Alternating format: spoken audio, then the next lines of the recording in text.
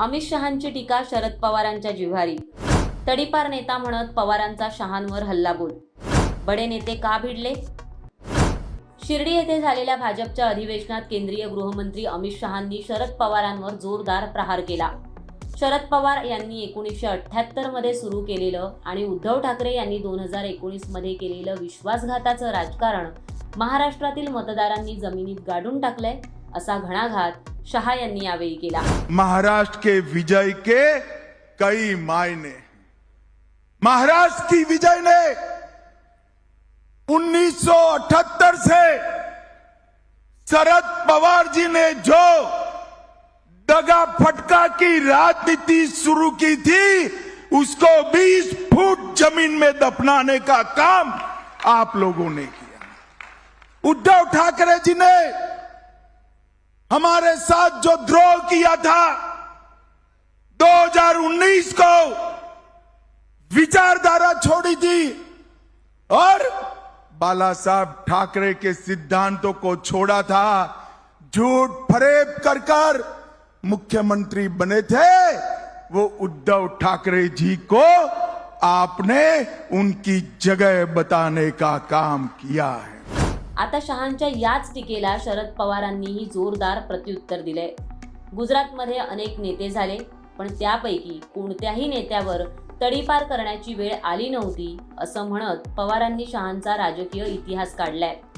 यावेळी पवार म्हणाले, या देशाच्या स्वातंत्र्यानंतर काही कर्तृत्ववान व्यक्तींनी देशाला मोठं योगदान दिलंय.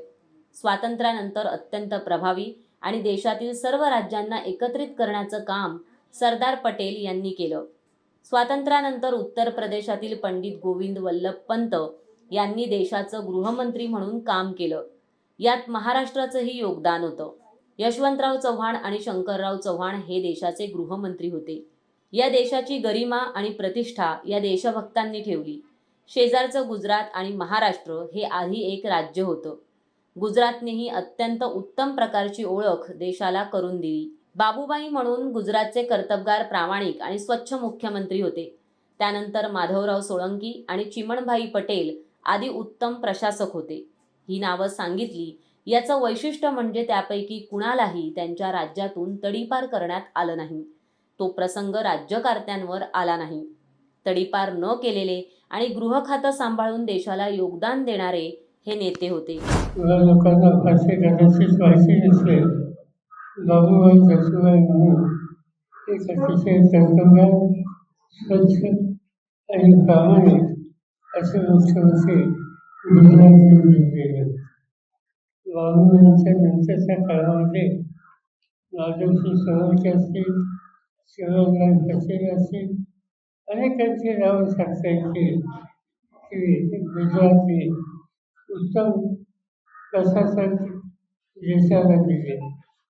ही नावं मी आता आपल्या सगळ्यांना सांगितलं. त्यांचं एक वैशिष्ट्य होतं, यापैकी कुणालाही त्यांच्या राज्याचा कधी तडीपार केलं गेलं. तो प्रसंग कधी राज्यकर्त्याचा आला नाही आणि त्यामुळं तडीपार न केलेले आणि गृह खातं आणि गुजरातवरून योगदान देणारं अशा प्रकारच्या नेत्यांची यावेळी पवारांनी 1978च्या पुलोद सरकारबाबतही खुलासे केले. पवार म्हणाले, 1958 सालापासून मी राजकारणात काय केलंय हे त्यांना माहीत नसेल. 78 साली हे व्यक्ती राजकारणात कुठे होते मला माहीत नाही, पण 78 साली मी मुख्यमंत्री होतो. त्यात जनसंघाचे नेते उत्तमराव पाटील, हशू अडवाणी, प्रमिलाताई आदी कर्तृत्ववान लोक, जनसंघाचे लोक माझ्या मंत्रिमंडळात होते. पुलोद सरकारची माहिती घेतली तर यातील सगळ्यांनी राज्यासाठी चांगलं योगदान दिलं. म्हणून मी मुख्यमंत्री असताना उत्तमराव पाटील गृहमंत्री, उपमुख्यमंत्री होते आणि अडवाणी नगरविकास खात्याचे मंत्री होते. जनसंघाची पार्श्वभूमी असलेल्यांनी माझ्यासोबत काम केलंय. संघात राहून आम्हाला सहकार्य केलं. त्यापैकी वसंतराव भागवत आणि प्रमोद महाजन होते. ही सर्व नेतृत्वाची फळी भाजपनं 78 नंतर दिली. नंतरच्या काळात देशात अनेक पक्ष सत्तेत होते, पण राजकीय पक्षातील नेत्यांमध्ये सुसंवाद होता. उदाहरणच द्यायचं झालं तर वाजपेयी आणि अडवाणी यांचं नाव घेतलं पाहिजे. हे कर्तृत्ववान लोक होते. त्यांनी अतिरेकी भूमिका घेऊन समाजकारण किंवा राजकारण केलं नाही.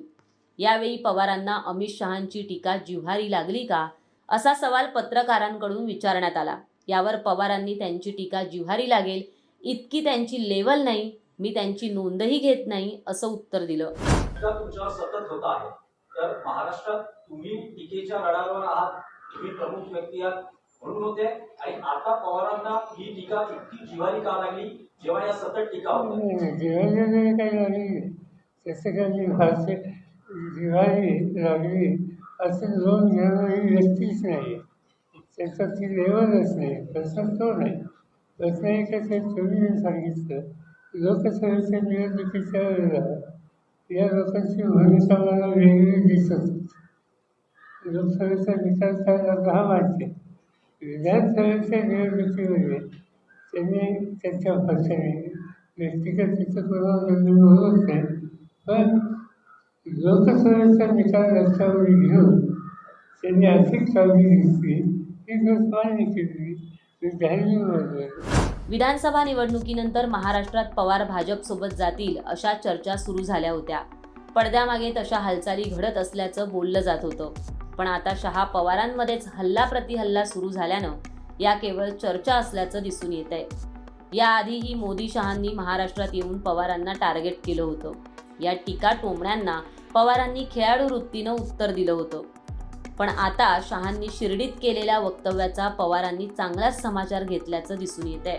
असेच राजकीय व्हिडिओ पाहण्यासाठी माय महानगर लाईव्हला सबस्क्राईब करा आणि बेल आयकॉनला प्रेस करायला विसरू नका.